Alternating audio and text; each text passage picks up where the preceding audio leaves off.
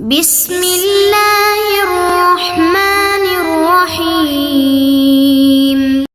بسم اللہ الرحمن الرحیم، الحمدللہ رب العالمین والصلاة والسلام علی رسولہ محمد وآلہ واصحابہ اجمعین، اما بعد۔ سنن ترمذی سبق نمبر 27۔ آج کے سبق کا عنوان ہے بیت الخلاء سے نکلنے کی دعا کی تحقیق۔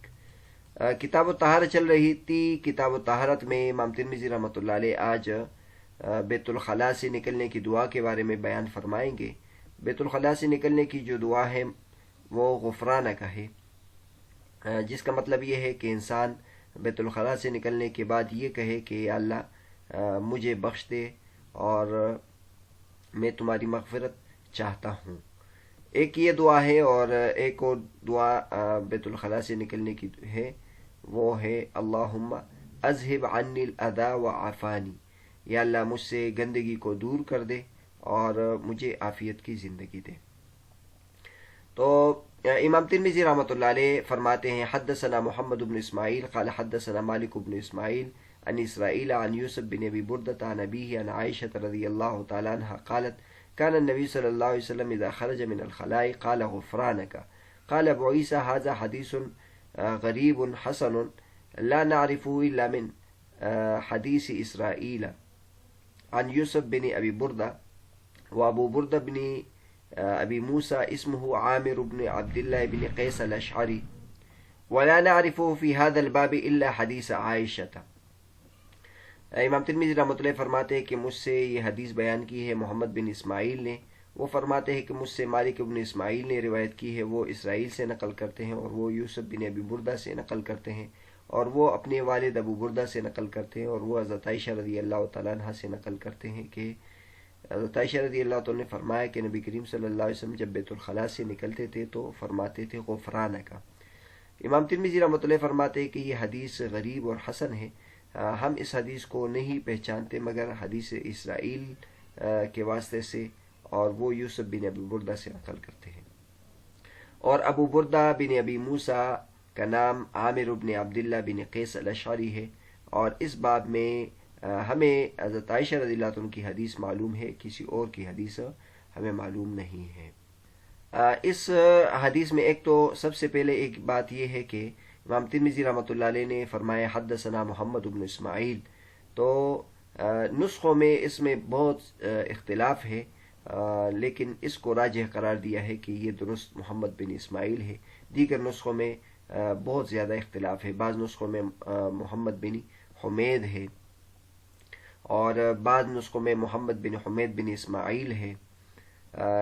ہندوستان میں جو نسخے چھپے ہیں اس میں اس طرح ہے، اور ہم اگر دیکھ لیں تو محمد بن حمید بن اسماعیل امام ترمذی رحمۃ اللہ کے شیوخ میں اس نام سے کوئی نہیں ہے، اور بعض نسخوں میں محمد بن اسماعیل ہے، پھر اس کے بعد ہے حدثنا حمید قال حدثنا مالک بن اسماعیل، اور یہ بھی درست نہیں ہے، اس لیے کہ محمد بن اسماعیل سے مراد امام بخاری رحمۃ اللہ علیہ ہے، اور ان کے شیوخ میں حمید کے نام سے کوئی نہیں ہے۔ اور دیگر حضرات نے بھی جو لکھا ہے تو اس سے معلوم ہوتا ہے کہ یہ محمد بن اسماعیل ہے۔ چنانچہ ابن عبدالہادی اس حدیث کو امام ترمذی رحمۃ اللہ علیہ سے نقل کرتے ہیں علل ابن ابی حاتم میں، اور اس میں لکھتے ہیں حدثنا محمد بن حمید، اور کہتے ہیں کہ حافظ ابو القاسم نے اطراف میں لکھا ہے کہ امام ترمذی رحمۃ اللہ علیہ اس کو روایت کیا محمد بن اسماعیل سے، عن مالک بن اسماعیل سے، اور یہ نسخہ جو اس سے لکھا گیا ہے قدیم ہے، اور اس میں محمد بن حمید ہے، اور میرے شیخ حافظ ابو الحجاج کہتے ہیں کہ بعض متاخر اس میں محمد بن حمید ہے محمد بن اسماعیل کی جگہ۔ تو بہرحال راجی یہ ہے کہ یہاں سے محمد بن اسماعیل مراد ہے، محمد بن اسماعیل سے مراد امام بخاری رحمۃ اللہ علیہ ہے، اس لیے ہم نے حالات امام بخاری رحمۃ اللہ علیہ کے لکھے ہیں۔ محمد بن اسماعیل بن ابراہیم بن المغیرہ الجوفی ابو عبداللہ البخاری جبل الحفظ و امام الدنیا فی فقہ الحدیث، یہ حافظے کے پہاڑ تھے اور فقہ الحدیث میں پوری دنیا کے امام تھے، اور ان کا جو انتقال ہے وہ 256 ہجری میں ہے، اور ان کی عمر 62 سال تھی۔ ترمذی شریف اور نسائی میں ان کی روایت ہے۔ آگے امام محمد بن اسماعیل مالک بن اسماعیل سے روایت کرتے ہیں، اور مالک بن اسماعیل سے مراد مالک بن اسماعیل النہدی ابو غسان الکوفی ہے، جو حماد بن ابی سلیمان کے پوتے تھے، ثقہ ہے اور متقن راوی ہے اور صحیح الکتاب ہے، عابد ہے، اور ان کے کا انتقال 217 ہجری میں ہے۔ اس کے بعد اسرائیل بن یونس بن ابی اسحاق السبیعی الحمدانی ہے، ابو یوسف الکوفی ثقہ ہے۔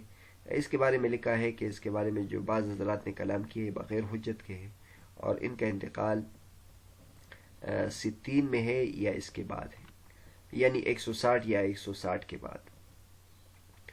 اور اس کے بعد جو روایت کرتے ہیں یوسف بن ابی بردہ سے روایت کرتے ہیں، تو ان کے حالات ہیں یوسف بن ابی بردہ بن ابی موسیٰ الاشعری، یہ ابو موسیٰ الاشعری رضی اللہ عنہ کے پوتے ہیں، اور ان کے بارے میں لکھا ہے کہ مقبول ہے اور چھٹے طبقے کے ہیں، اور ان سے روایت کیا امام بخاری رحمۃ اللہ علیہ نے الادب المفرد میں، اور سنن اربع میں بھی ان کی روایت ہے۔ پھر یہ اپنے والد ابو بردہ سے نقل کرتے جو ابو موسیٰ الاشعری رضی اللہ عنہ کے بیٹے ہیں۔ ابو بردہ بن ابی موسیٰ الاشعری، بعض کہتے ہیں کہ ان کا نام عامر ہے، بعض کہتے ہیں کہ حارث ہے، یہ ثقہ راوی ہے، تیسرے طبقے کا ہے، اور 104 میں ان کا انتقال ہے، بعض کہتے ہیں اس کے علاوہ ہے۔ ان کی عمر 80 سال سے متجاوز تھی۔ یہ سیاست تک راوی ہے۔ خود امام ترمذی رحمۃ اللہ علیہ نے بھی ابو بردہ کا نام عامر بتایا ہے، اور ان کے جو والد ہیں ابو موسیٰ الاشعری رضی اللہ عنہ کا نام بھی بتایا ہے کہ ان کا نام عبداللہ بن قیس الاشعری ہے۔ یہ اس حدیث کے سند سے متعلق بات ہوئی۔ سند سے متعلق جو امام ترمذی رحمۃ اللہ نے یہ بات بیان فرمائی ہے کہ یہ حدیث غریب اور حسن ہے، یعنی غریب بھی ہے حسن بھی ہے، تو اس کے بارے میں انشاءاللہ اگلے سبق میں ہم تفصیل کے ساتھ بتائیں گے کہ امام ترمذی رحمۃ اللہ علیہ جب کسی حدیث کے بارے میں یہ کہتے ہیں کہ یہ غریب ہے حسن ہے، تو اس پہ مشہور اشکال ہوتا ہے کہ حدیث غریب اور حسن کیسے ہو سکتی ہے۔ انشاءاللہ تفصیل کے ساتھ اگلے سبق میں اس کے بارے میں بتائیں گے۔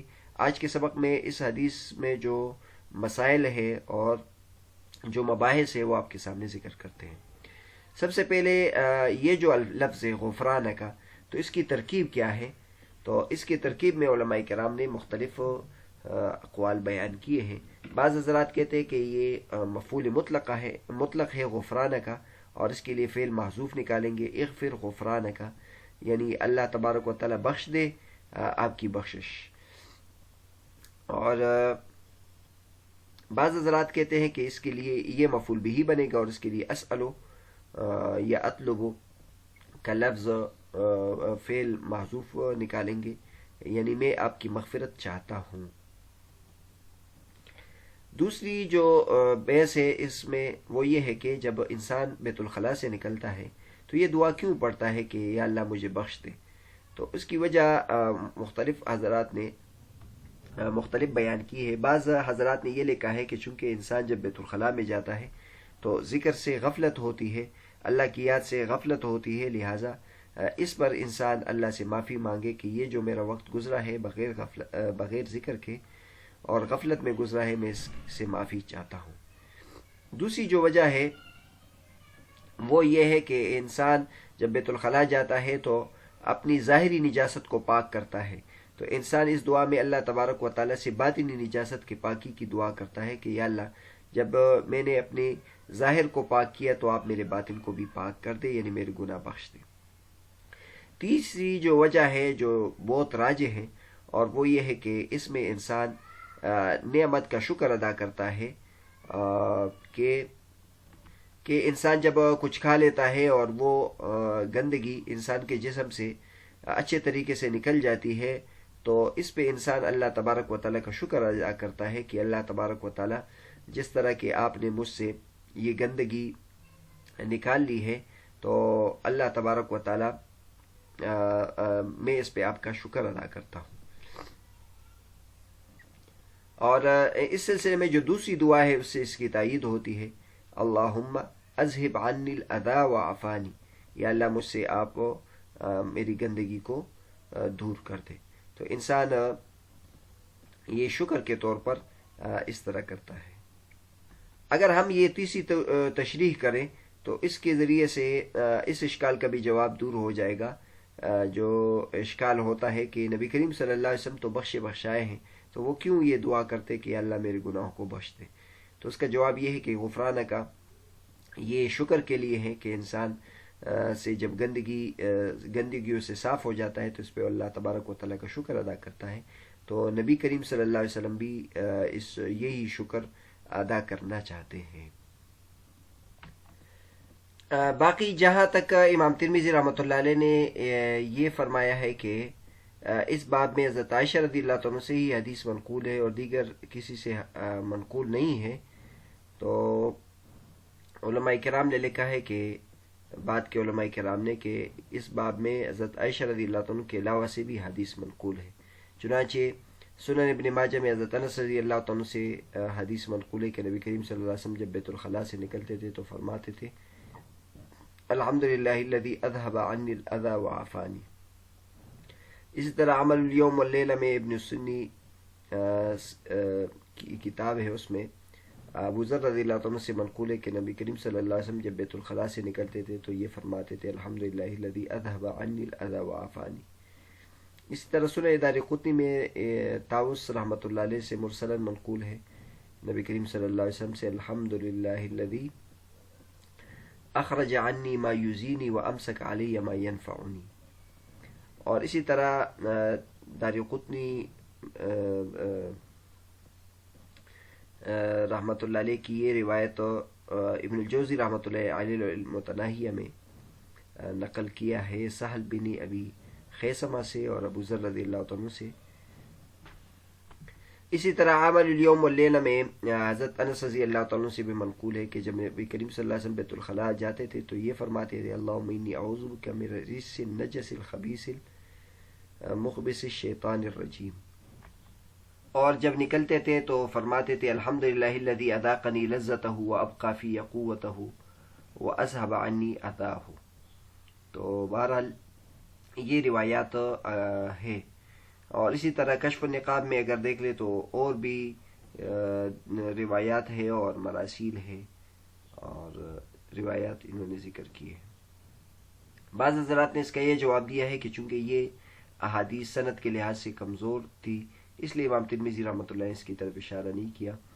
لیکن اس کا جواب یہ ہے کہ امام ترمذی رحمۃ اللہ وہ فی الباب کے ذریعے سے جن روایت کی طرف اشارہ کرتے ہیں ضروری نہیں ہے کہ وہ سند کے لحاظ سے قوی ہو.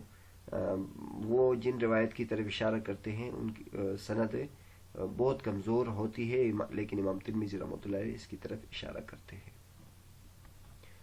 تو بہرحال آج کا جو ہمارا سبق تھا وہ بیت الخلاء سے نکلنے کی دعا کے بارے میں تھا.